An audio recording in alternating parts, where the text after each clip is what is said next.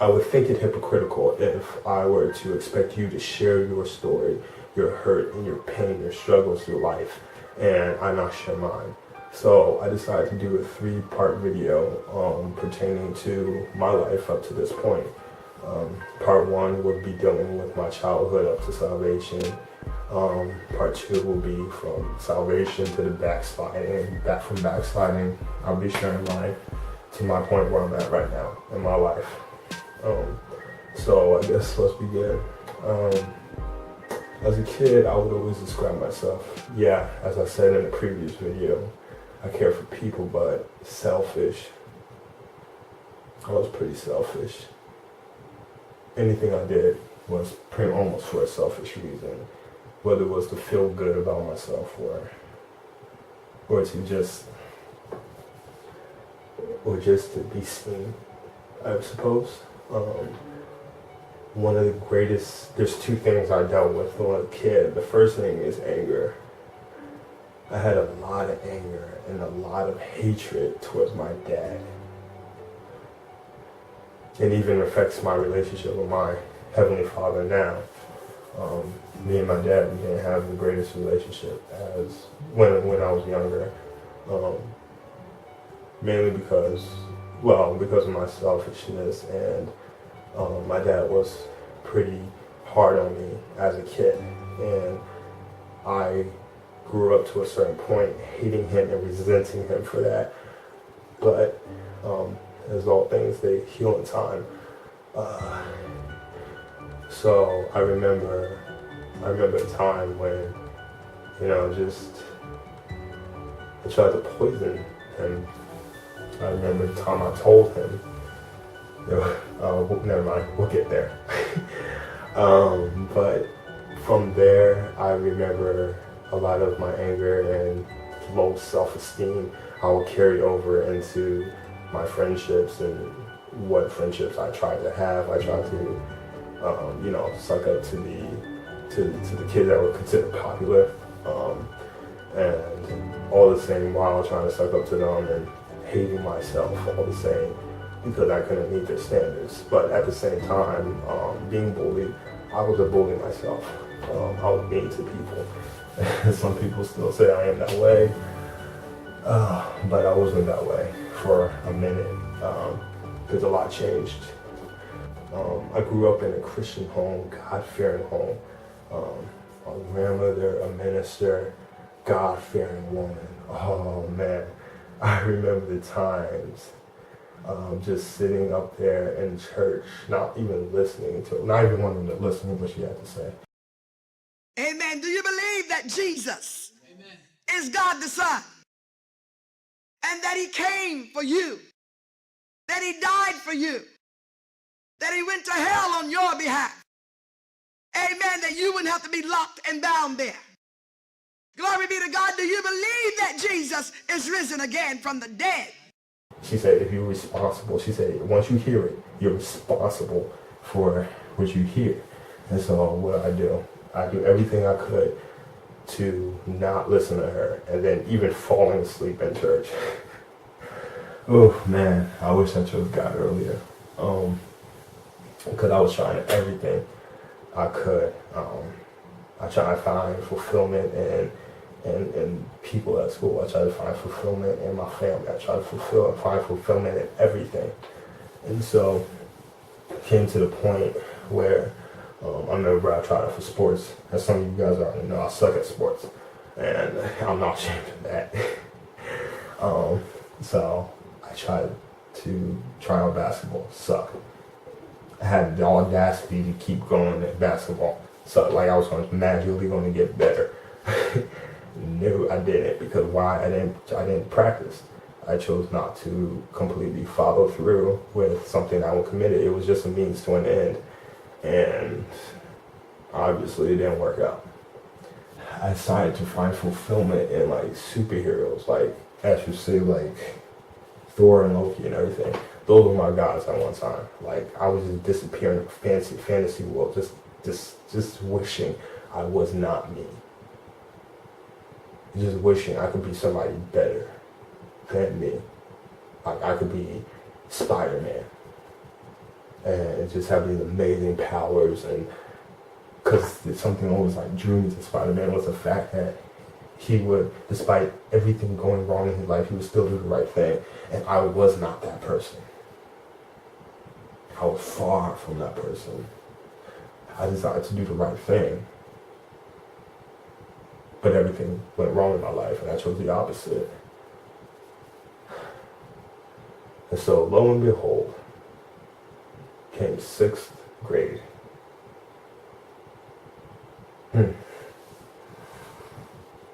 This is the thing that really killed me the most. Just a kid in class, computer class, minding my own business, playing games, looking up to another kid. I will not mention names. But he introduced me for the first time to pornography. And it was amazing to me because I would be able to deal with my anger, but that was just another means to an end, to escape me. And it grew to become an addiction. And so from 6th grade all the way to 9th grade, all the way to 19 years old, it was a battle. It was the fight of my life. I wanted to stop, but it's an addiction. The subject is dirty little secret. And, you know, for years, my dirty little secret was that I was addicted to pornography for years. Now, most of you who are on Facebook are using the internet. And it's kind of crazy because this thing has become a problem. I think it's a worldwide problem. But pornography, it really messed up my life in a lot of ways. And, you know, the thing is, it became a thing where I didn't tell anybody. I didn't tell anybody. It was a thing that, it was my secret, nobody knew. And that allowed it to grow. And it got bad. And when I say bad, some people deny, they say, hey man, you know, you can't really be addicted to pornography. There's no way. But I'm gonna tell you something. If day turns into night and you are still watching, you probably got a problem. It has the same effect like alcohol or drugs or drinking or I don't know. Meth, it releases dopamine and it just gives you relief. And so that's what was my relief. That was my drug. And so from there, got suspended in 7th grade because some kid chose to give me free porn, got caught. And then my parents, they didn't know what to do when they found out. They couldn't believe I would get into something, you know, growing up in a God-fearing home, but exposed to things every single day. I didn't even know, couldn't explain what was wrong with me. And then I remember there came a time in my life up to the point of salvation. The point of salvation when I remember I was headed back to Jersey. You know, my aunts were telling me about all the things I'm watching, you know, about all these people and their sinister plans, about how they put these different hidden messages and movies and music and the stuff that I was listening to, like Lil Wayne, Drake, Nicki Minaj, Young Money, you know, and just the stuff I was listening to and engulfing myself in. And how it was really affecting my mind. And it's true that it's like what the Bible says. He says, be transformed by the renewing of your mind. And he said not to be conformed to this world. And that was the part I was missing. It was the point that I wouldn't be indulged in superheroes and stuff. And the dark stuff they talk about in there. Like, I still watch superhero films today, but I can't really enjoy them like I used to. It's actually miserable. It's kind of like what Solomon said, you know, he said the more knowledge he gains, the more miserable he is. And so I went back, but this time my eyes were open up to the truth, the knowledge of the truth, which is in Christ Jesus. That was the difference. I remember sitting, before I even went back to Jersey, I was sitting there in front of my computer, you know, and just watching, just miserable. I don't know what I was depressed about. Probably just got over looking at pornography or something. I don't know. Or my dad medicine or something. But all I know is that I was sitting there watching Superman, the animated series. Never saw this episode before. And he fought Darkseid. And so he went up against Darkseid. He went to Apocalypse to rescue all the people. So because Darkseid was going to turn them into parademons. And so he saved all the people at the end, you know. And Superman whipped him. He whipped Darkseid behind. So Darkseid's standing there all crippled and hurt. And so they carry Darkseid up and carry him back into Apocalypse. After Superman's like, come on, follow me, guys. Come on. And I remember stopping the movie and just looking at the movie, and like just looking at Darkseid, and just like him like, they'll choose me. Just shaking his fist in Superman's face, saying, they'll choose me. They'll always choose me.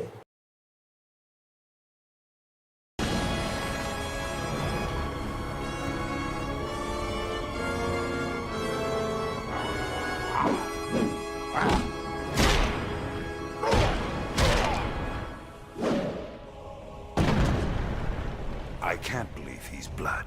You used me. I told you once, Superman. If you would not be my knight, you would be my pawn. I see you're a man of your word. I am many things, Kal-El. You couldn't begin to imagine half of them. But for now, I shall take the role of executioner. A final gift, my wayward son. A fast death, infinitely preferable to the shame of returning to Earth. There your legacy would be one of fear and distrust. A pariah desperately chasing the favor of a world that cursed your name.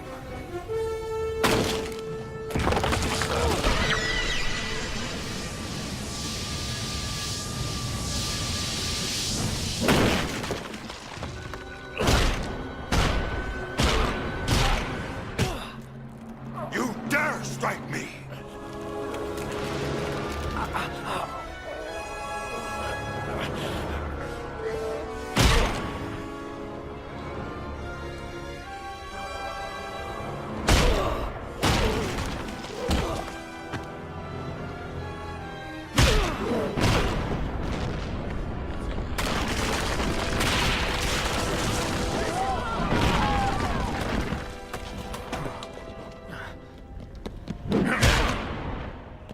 That's for Dan Turpin.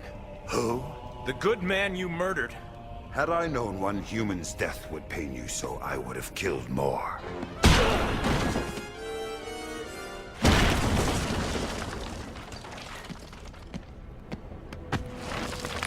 And kill more I shall.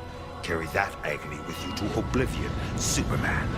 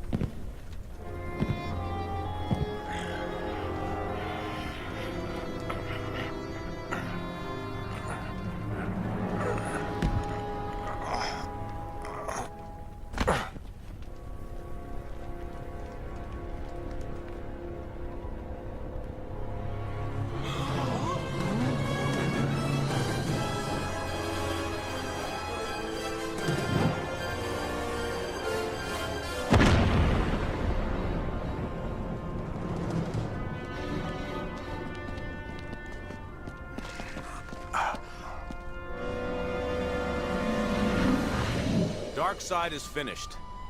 Do with him as you will. You're free.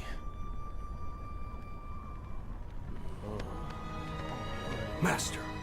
Let me help you, Master. Gently. Be careful.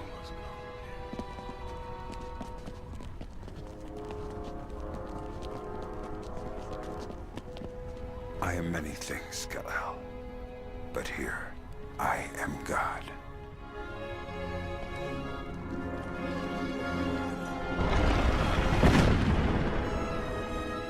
Don't, Clark. Kara. You fight by Darkseid's rules, you're gonna kill somebody. And it won't be him. Let it go. Let's go home. Oh. And I remember stopping and pausing the movie. I didn't even realize I was crying. And he said, and I remember saying so clearly, Jesus, is that what I do to you? And so from there, it was just one thing after the next. And so I finally made it to Jersey, made it back from Jersey, found out that, family betrays you, friends betray you, friends who were never your friends, or family who was never counting themselves as your family. And found out it was like just nothing but me and God. I was facing him, and I remember the nights, all I wanted was Jesus, and like throwing myself on the floor because I was sweating out addiction. All the pornography and stuff that I've indulged my mind in. I was like slowly throwing myself on the floor at nights and sweating it out because the dreams, I would be tormented by dreams even when I was a kid. Just dark dreams. Dreams of murder, dreams of rape, dreams of just awful things. And so I remember waking up a sleepless night just crying out, Jesus, please take it from me. And I remember one day, the more I would immerse myself in his word, and I would just read his word, and just engulf. And he would teach me things like when you look upon any woman as to lust after her, you already committed adultery in your heart. So what did Joseph do in that situation? When he was being tempted by Potiphar's wife, he ran. And God would teach me to close my eyes and just praise him. And that's how I overcame. Christ would guide me to overcome that pornographic addiction, the anger issues that I had, gone. The hate that I had towards people, gone. The anger and hate that I had toward my dad, gone. I remember crying at my dad's feet, saying, Dad, just coming downstairs one morning and saying, Dad, I said, I did this. I said, I was looking at porn under your house. I said, I remember I tried to kill you. And that right there, that's when change just started happening in my heart. I couldn't stay the same. And I remember just the countless nights of just praising God and just thanking him for taking all that stuff from me away. All that hurt and pain from the years that I had away. But it took me to be obedient to him. And see, that was the call of a broken person. But of course, then there comes the fall. As Saul always said, as he always said, so when you do fall, but I want somebody to get right back up. Because those 3 months of just living for Christ, just wanting nothing but Jesus, ended with one mistake. One mistake. There's much more to the story from day 0 to 24 years old. But I'll leave it there for now. And we will get to the part of me backsliding next video. Alright, love you, God bless.